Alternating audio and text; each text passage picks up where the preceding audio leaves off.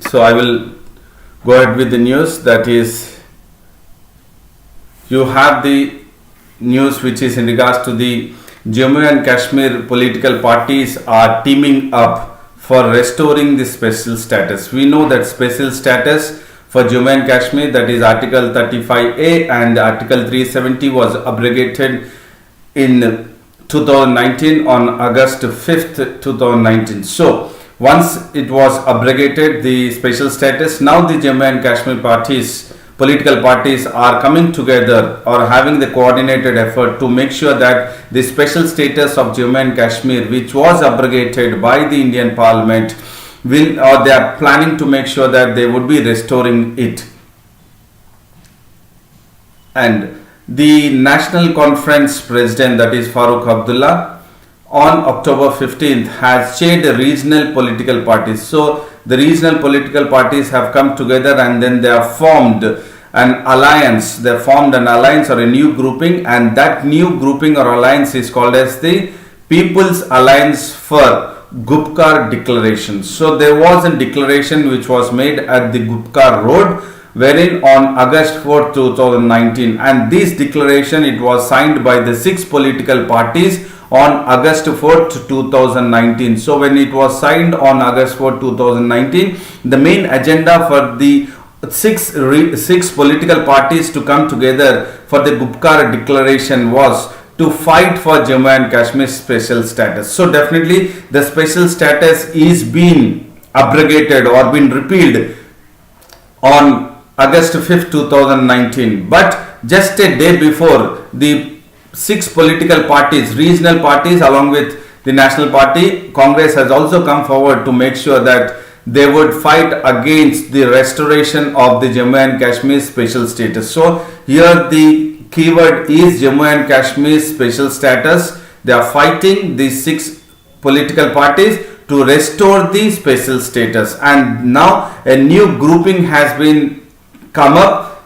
It is called as People's Alliance for Gupkar Declaration, and the motive of this declaration is to make sure that they fight for the restoration of the special status of the Jammu and Kashmir, which was abrogated. And they say that it is a constitutional battle. That is the Jammu and Kashmir political parties, or especially now when we are focusing about in regards to the Jammu and Kashmir, very particular, it is only the Kashmir political parties, not Jammu, but only the Kashmir Valley political parties have come together to fight for the restoration of the special status of the Jammu and Kashmir. And they say that it is a constitutional battle to return all the rights, because they wanted to restore the special status. Once they wanted to restore the special status, they say that they wanted to return all the rights which were earlier prevailing in the Jammu and Kashmir before the abrogation of the Article 370. So they are not just worried about the Jammu and Kashmir or the Kashmir Valley, but they are also worried about the Ladakh region also. So they wanted to make sure that all the rights which were earlier prior to the abrogation of Article 370 would be restored back to the Jammu and Kashmir and also to the Ladakh region, because they wanted the Jammu and Kashmir to restore its own special status.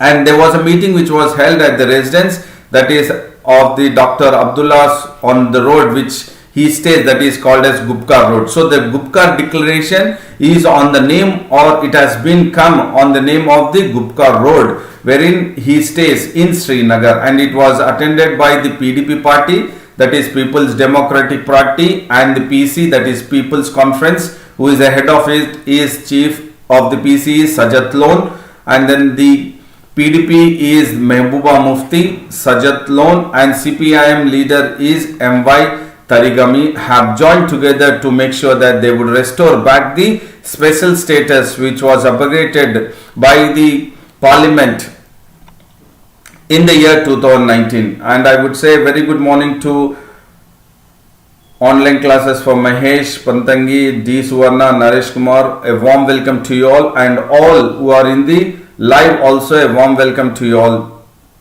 to the AKS IAS Academy Daily News Analysis. And this alliance, especially if you look at, these are all the regional forces. That means the regional political parties have come together as we have discussed, the PDP party, the CPIM, and then the People's Conference. Along with that, in the regional forces or the alliance, which they wanted to restore back the special status. Even the Awami National Conference, the Jammu and Kashmir People's Movement, Awami Hidayat Party and the People's Democratic Front, all these have come together to make sure that they would restore back the J&K special status.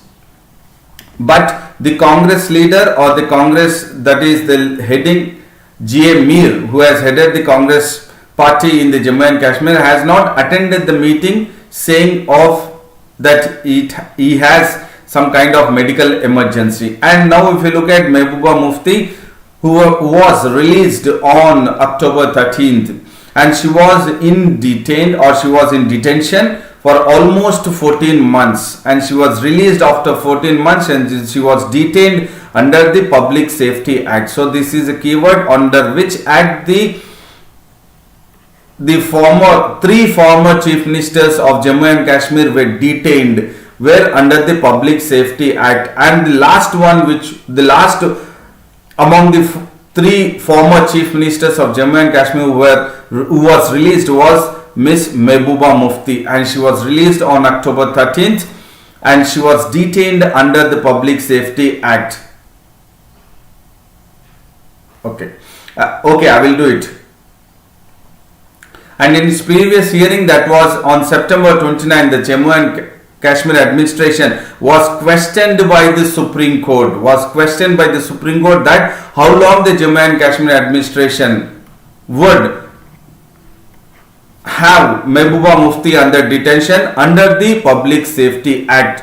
And the Supreme Court was on October 15, 2020. That was yesterday.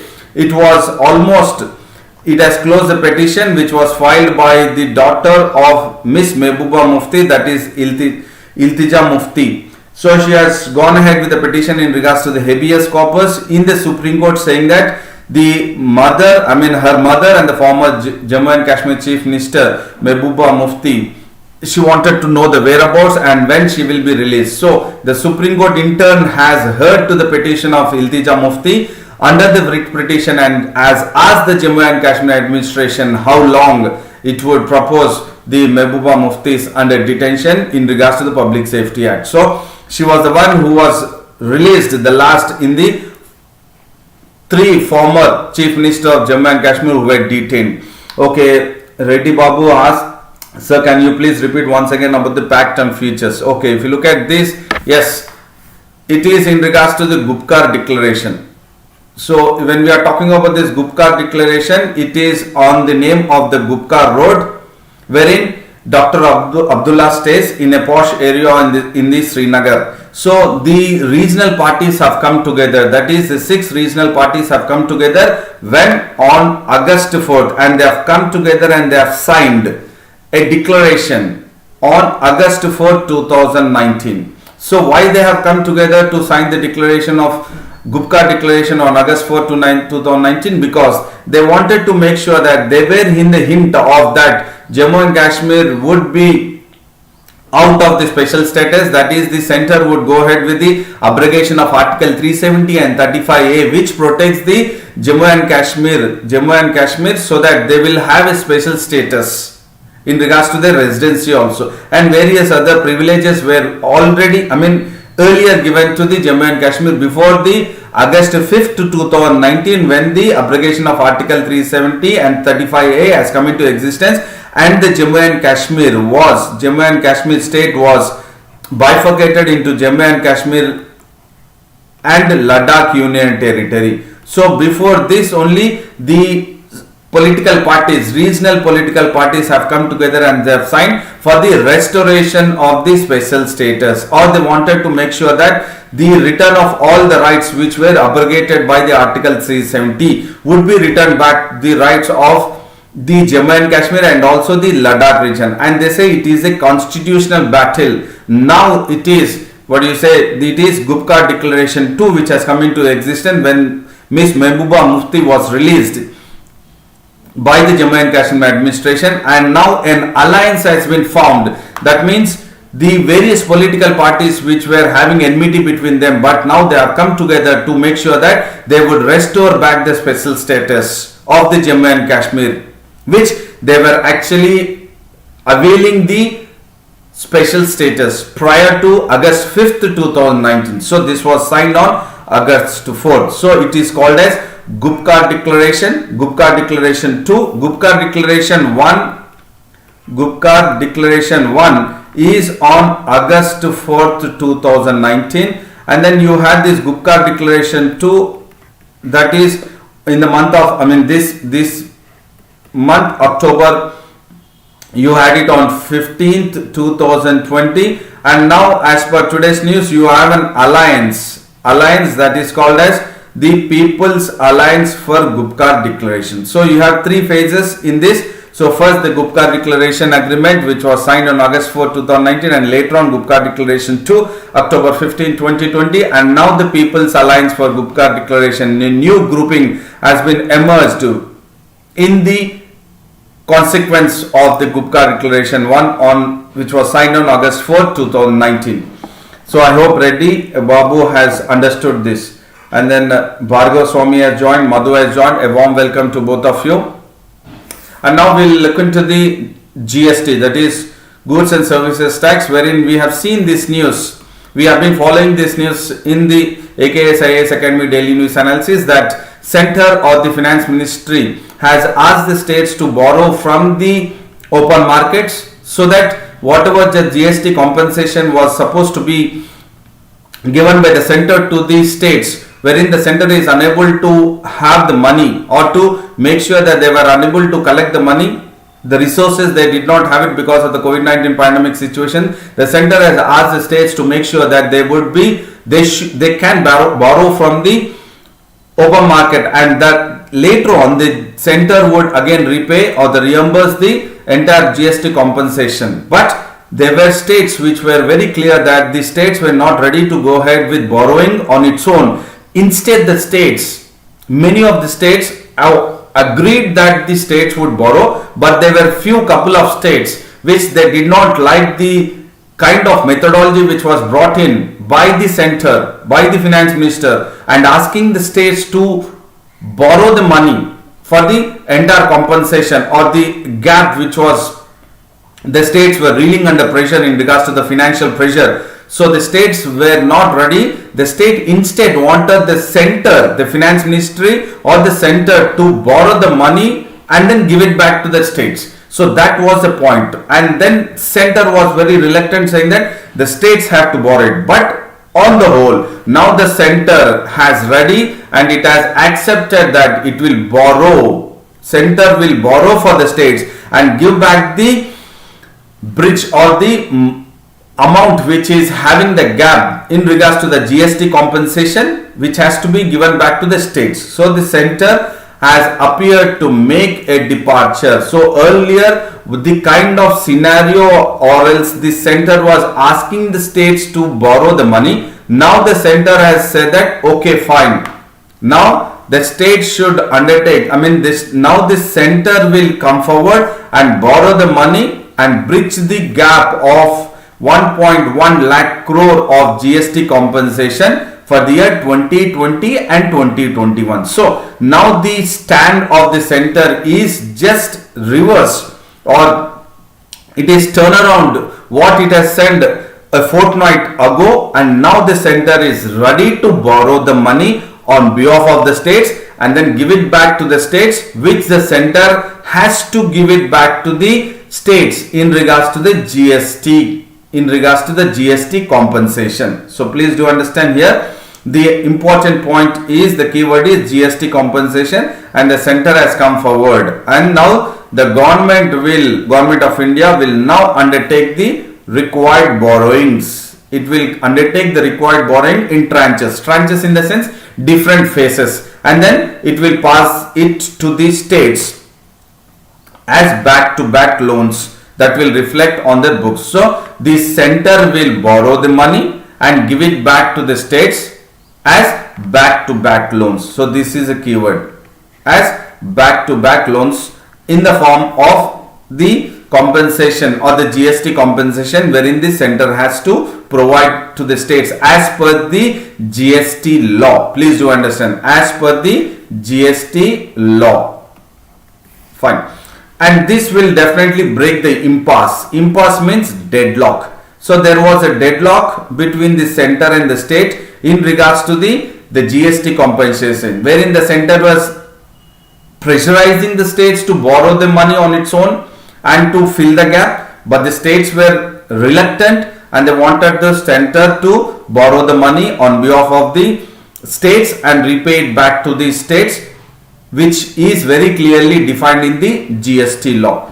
And this now it has, what do you say, the deadlock or the impasse which was there, now it is cleared in regards to the issue of borrowings to recompense the later, that is to the states. And almost all the states, that is 21 states and union territories, have accepted the center's proposal. What is this? What was the center's proposal earlier? That the states have to borrow the money, and then later on the center, once the GST would be collected, revenue will be collected, it will again pass it down to the states. But many of the states, as many of the states were accepted the central's proposals, there were states like Kerala and West Bengal which were reluctant on the center's undertaking, that is center's proposal to borrow, the states should borrow the money, but it did not accept the center's move or center's proposal. What it has done is, it has said that we wouldn't go ahead with, the states wouldn't go ahead with borrowing the money from the market, but in turn they were preparing to move the case to the Supreme Court, because it is very clearly mentioned in the GST law, for the first 5 years the center has to pay back to the states the GST compensation. So in that regards, they wanted to make sure that they would approach the Supreme Court. So as they were preparing to approach the Supreme Court, the center has come down, and then it said that okay, fine, now we will make sure that we will borrow the money and then give it back to the states in the form of back-to-back loans.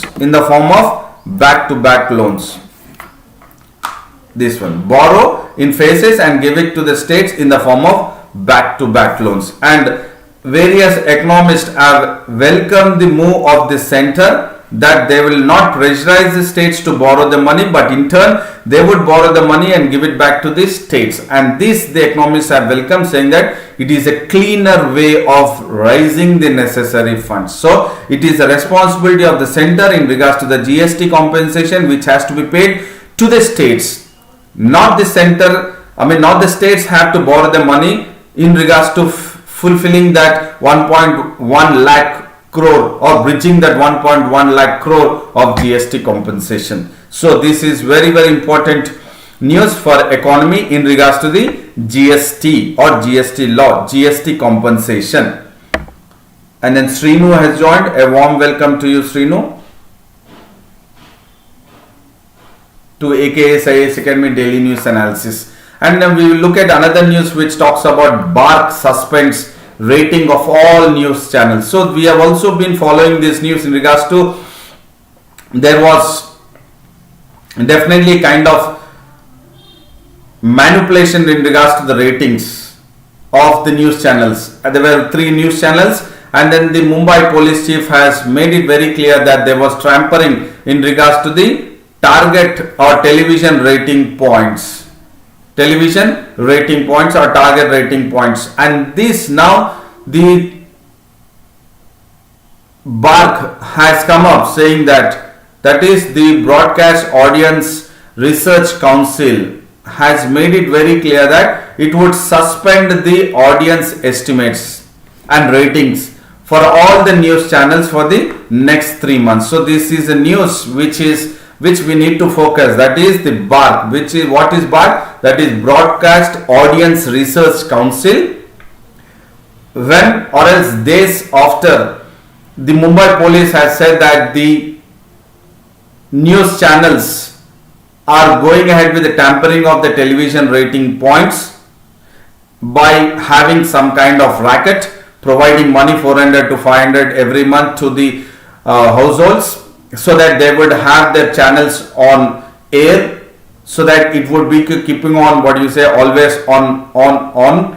So that was announced, and then later on the BARC, that is Broadcast Audience Research Council, has suspended all the audience estimates and rating for the next 3 months, and it says that there is a technical committee now, it is reviewing and augmenting the current standards. So it wanted to review and make some changes to the present standards of measuring. So they are very clear that the present standard of measuring the television rating point, or else in regards to the ratings of the audience, they are definitely now reviving it, and they would change it, the technical team. And this implies to all the Hindi, regional and English news, and also to the business news channel, that there would be suspension of the estimates and the ratings of the channels for the next 3 months. And then definitely the BARC, that is Broadcast Audience Research Council, it said that it will improve the statistical robustness of how they would go ahead with the estimates and then standard of measuring and reporting the data, as it has impacted the potential attempts of infiltrating the panel home. So definitely the panels, or the barometer which will be, or which have been placed in few of the houses, they have been tampered. Infiltrating has taken place. So the BARC will definitely look at the statistical robustness, so that hampering will not take place and infiltrating of the barometer will not take place. So definitely now the BARC is a crucial regulatory body. It will regulate, and it will go ahead with the making sure that for another 3 months there will not be any kind of audience estimates and ratings.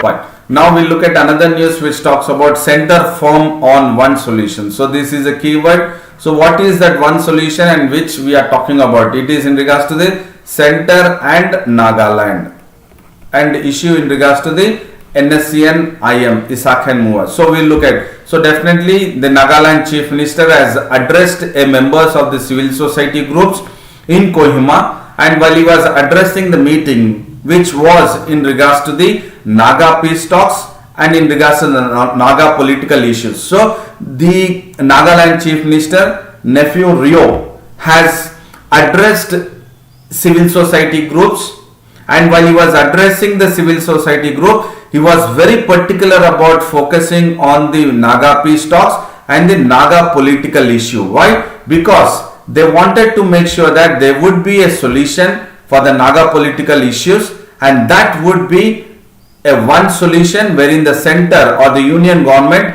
is wanting to send a message to the NSCN or the Naga political groups or the Naga peace talks, wherein there are various groups which are combined, joined, wherein they wanted to make sure that there is solution to the entire issue, which almost since 1918 the issue is going on, since 1918 to 2020. So it is almost close to 102 years of Naga struggle which is going on in the Nagaland. So Nagaland Chief Minister is definitely making it very clear that there would be a one solution for the Naga peace talks and Naga political issue. And then this, he is making it very clear that the point of one solution is to make sure that there is a support to the peace process. So there is a peace process which is actually in the existence, which is going on between the center and the NSCN IM, that is a Naga group that is called as Nationalist Socialist Council of Nagaland, Isaac and Muha. It is the name of the two person, a group which has been divided from NSCN to NSCN IM, and you have another group called as NSCN K, Kaplang. So it is the groups which the Nagaland Chief Minister is making it very clear that there would be a solution for the peace process, and this solution is to strengthen the negotiations. So certainly there are negotiations which are going ahead with in regards to the few organizations or the groups, and this will facilitate a journey towards one solution at the earliest time. So here the Nagaland Chief Minister is pitching in, or he has come into the entire scenario of the Naga peace talks and the Naga political issues, and then he is making it very clear that there is only one solution. So here the keywords are one solution, Naga peace talks and Naga political issues. And then definitely the Naga talks have been taken up, and then since 2015 the peace talks have been taken up between the NSC and IM, and then the union government, that is the center, but it has hit a roadblock in the sense there was some kind of hindrance or a kind of hurdle in the month of August 2020, wherein NSC and IM leaders, that is Nationalist Socialist Council of Nagaland, Isak and Mua, they have refused to hold any dialogue with R.N. Ravi. He is the governor, Nagaland governor. So he was the one who was the interlocutor, or he was the one who was mediating between the NSC and IM and the center when he was not the Nagaland governor. He was a mediator, and now he is the Nagaland governor. So definitely there is a roadblock between the NSC and IM and the Nagaland governor, because we have seen in the past Nagaland governor has written a letter to the Nagaland Chief Minister saying that the NSC and IM and various political groups are creating a problem to the Nagaland government, or else they are running a parallel government to the Nagaland government. And few of the families, he has written a letter, Nagaland governor has also written a letter to the Nagaland Chief Minister to find out whether how many government officials are having their friends in the NSC and IM or various other groups. So this has created a rift between the NSC and IM and the R.N. Ravi, the Nagaland governor. That is why there is a roadblock to the peace process. And then a team of Intelligence Bureau officials were deputed. So when there was a roadblock, or when there was NSC and IM is not happy with the way the letter which was written by the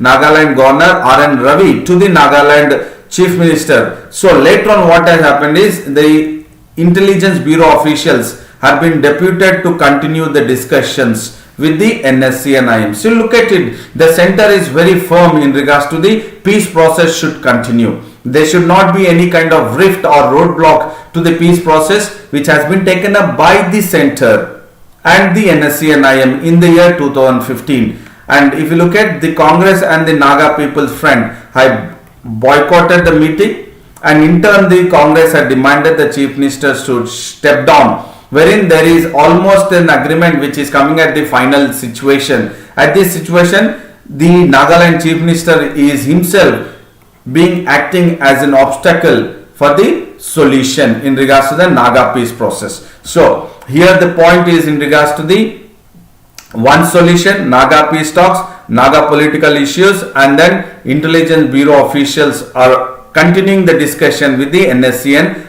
IM, and the interlocutor of the Nagaland governor is R.N. Ravi.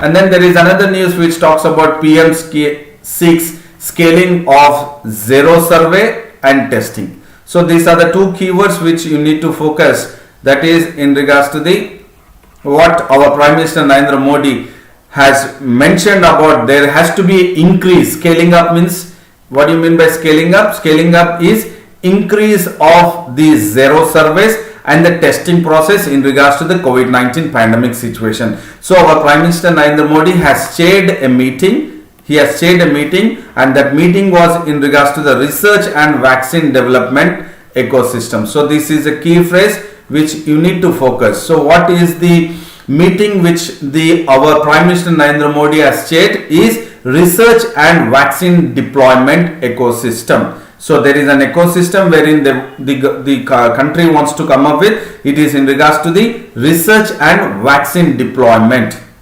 Research and vaccine deployment ecosystem. It is in regards to, or it is against the COVID-19 pandemic situation. So when we are talking about the research and vaccine deployment ecosystem, it includes testing technologies, it includes contact tracing and drugs and therapeutics. So definitely it is the technologies which the research and vaccine deployment ecosystem will be focusing on. It will be focusing on the contact tracing. That means who is the one from where the virus is actually spreading. So from which person the virus is spreading, and then it is multiplying. So contact tracing will be taken into consideration, and also the drugs and therapeutics. Which are the drugs which are actually getting into the mode of the phase 2 and phase 3 trials, which can be used for the, or can be administered for the patients or the COVID-19 infected patients. And during the meeting, the Prime Minister Narendra Modi has called for continued vigilance. He wanted vigilance, continued vigilance, and states have to be prepared. High state of preparedness. Entire country has to be ready to for the prepared, highly prepared for the pandemic situation. And then he has made it very clear that the sero survey and the testing must be increased, scaled up, must be increased. And this is what is very clearly mentioned in the meeting, which was in regards to research and vaccine deployment ecosystem. And he made it very clear that the facility to get tested regularly, speedily and inexpensively. So what is the motto of the nation is to make sure that the testings are conducted regularly, and it not only regularly, the test have to be at a very speedy process, and it has to be inexpensive. Inexpensive in the sense it would be, or it should be of low cost. So it is very clear that the Prime Minister is focusing on this. That is, the testing has to be regular. The testing has to be a regular and speedy process, and regular, speedy and low cost, inexpensively. And these are all at the earliest he is expecting that. So we have seen various keywords here, that is testing technology, contact tracing, drugs and therapeutics, continued vigilance, high state of preparedness, regularly, speedily and inexpensively. And the main important is the meeting is on the research and vaccine deployment ecosystem. So these are all the keywords and the key phrases which you can put it in your answer as a short notes. Because we are talking about now the post, or else once this SARS-CoV-2 as infected, now we are looking at the research and vaccine deployment. So we are worried about the vaccine research and the vaccine which will be deployed, and that should be deployment should be in a ecosystem manner. And he has also focused not only in regards to India, but the kind of approach what India is actually taking up should be benefited to the entire world. So it should be a global solution. So look at it, the way the Prime Minister Narendra Modi in the meeting, when he was talking about in regards to the research and vaccine deployment ecosystem, he is focusing not only on India but also in regards to the entire world. So that he is making it very clear that India is a global leader, emerging as a global leader. It is also wanting to prove that into the entire world, that he is sending a message that we are ready to lead. We are ready to lead. So definitely it is a kind of positive sign. So he has reiterated, our Prime Minister has reiterated that countries resolve to provide cost effective, that is low cost, easily available vaccine and scalable solution. That means solutions for what? For testing, vaccine and medication, which is not only for India but for the entire world. So look at it, the way the Prime Minister is focusing or sending a message that India is definitely not only thinking about itself, but it is also focusing in regards to the welfare of the entire world. And the Prime Minister has also took stock of the Health Ministry's comprehensive distribution and delivery mechanism for vaccines. So he has looked at the distribution and delivery mechanism for the vaccines. So once the vaccines comes into action, that is which he has spoken in regards to the research and vaccine deployment ecosystem.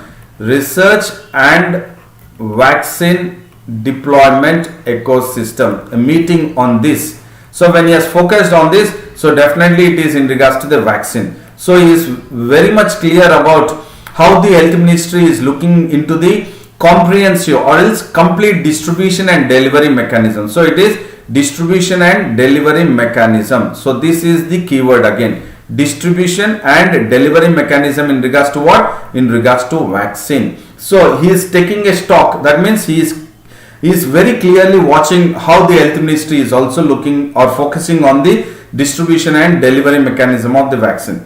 So he is also focusing the mechanism in regards to the adequate procurement. That means how the health ministry will procure in the sense how it will accept, and then it will have various technologies and the stockpiling. That means how it will store the procurement, that is the vaccines, especially the filling the vials, that is the one vaccine which is used for distribution and for the effective delivery. So distribution and delivery is the keywords here, effective delivery. So here the keywords have to be taken into consideration, that is the research and vaccine deployment ecosystem, and then in regards to the comprehensive distribution and delivery mechanism, that is distribution and delivery mechanism has to be focused while you are preparing for the prelims point of view. And then Gaulika Naresh has also joined. A warm welcome to you, Naresh, to AKS IAS Academy Daily News Analysis. And you have another news which talks about latest stimulus. So we have that the Prime Minister in the month of April has come up with the economic stimulus package, and later on again we have seen just this week on Monday we have seen a mini stimulus package again from the finance minister. So a stimulus package was make sure that there would be an economic activity would actually take up or business revival would happen because of the economic stimulus package, 20 lakh crores of rupees, so that the entire system would come into the process wherein economic activity would take place, and thereby there would be more of job creation, so that the process of the economy would surge, the GDP would increase. But the latest stimulus, that is the mini stimulus package,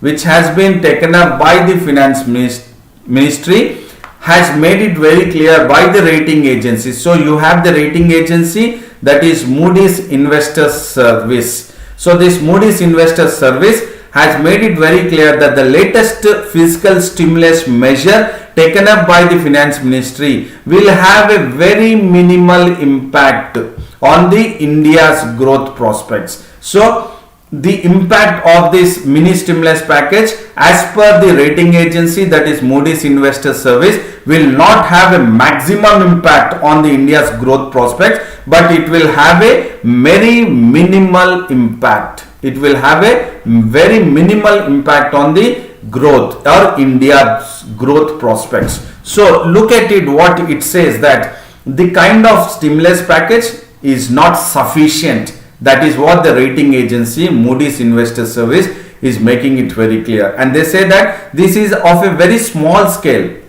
This is of a very small scale, and it is actually a credit negative, as it reflects the country's limited budgetary fireworks. So the rating agency says that the stimulus package or the mini stimulus package by the finance ministry has a minimal impact, on the India's growth prospect, as it is a very small scale, and it reflects the limited budgetary fireworks. So look at it, it is reflecting the country's budget.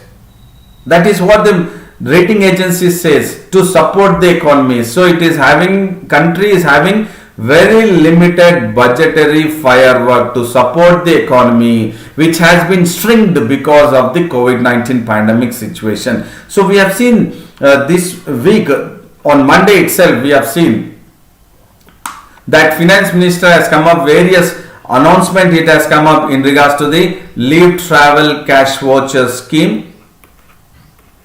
Fine. And it has also come up with the interest free festival advance. Fine. And it has also come up with the center's capital spending, and it has come up with the 50-year loan facility to the states. So all these are the stimulus package.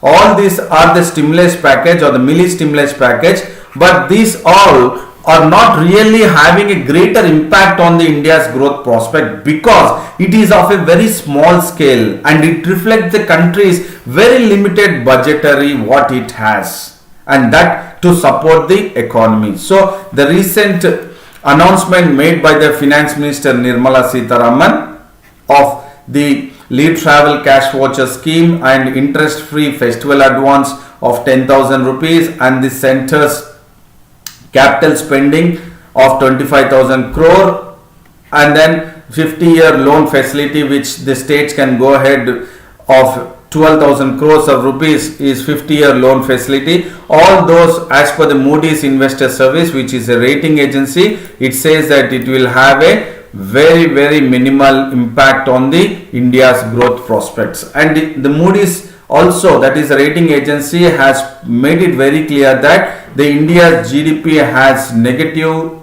11.5%. So now the India's GDP is 11.5%, so that it is only 0.5% of the GDP gain expected by the government with the stimulus package. So the four what we have looked at in regards to the leave travel cash voucher scheme, interest free festival advance, and then in regards to the center's capital spending and 50-year loan, all these provided, that is 25,000 crore, 12,000 crore and LTC voucher, festival advance of 10,000, all these put together, it will have a minimal impact of only 0.5% it will add to the GDP, which the government has come up with the mini stimulus package or a measure. Will provide only a small boost.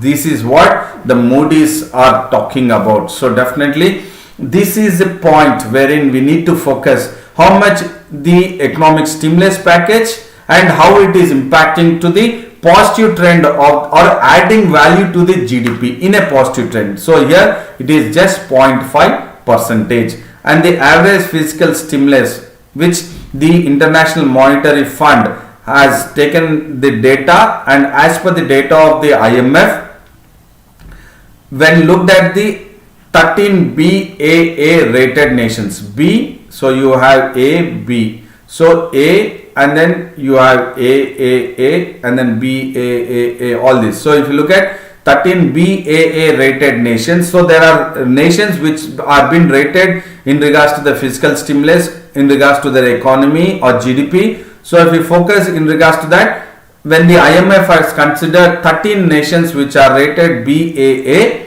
so in regards to this, the average fiscal stimulus has been calculated. And while calculating this fiscal stimulus by the IMF and again by Moody's, as per the Moody's rating agency, India is rating now 3AA3 negative. So this is the keyword here. So what is the rating as per the IMF fiscal stimulus calculations which have been taken into consideration database? So India is now BAA3 negative, and following a downgrade this June, which we had BAA2 negative. From in the month of June, it was BAA2, and now in the month of October, now it is BAA3. So it has downgraded, it has fallen down from comparing it to the month of June. So you have the rating, please do understand this is the ratings. You have A and B. So India is rating amongst the Baa3 as per the Moody's rating. So definitely I hope these were all very important. And now we'll recapitulate. Here it is in regards to the declaration, Gopkar declaration, or else you have the alliance itself here now, that is in regards to the restoring the special status of Jammu and Kashmir. The regional parties have come together, and here this is in regards to the GST. Now the center has agreed to borrow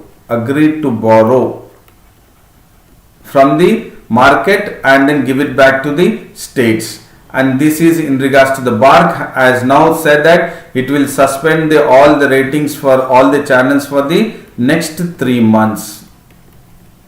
And BARC is the regulatory body.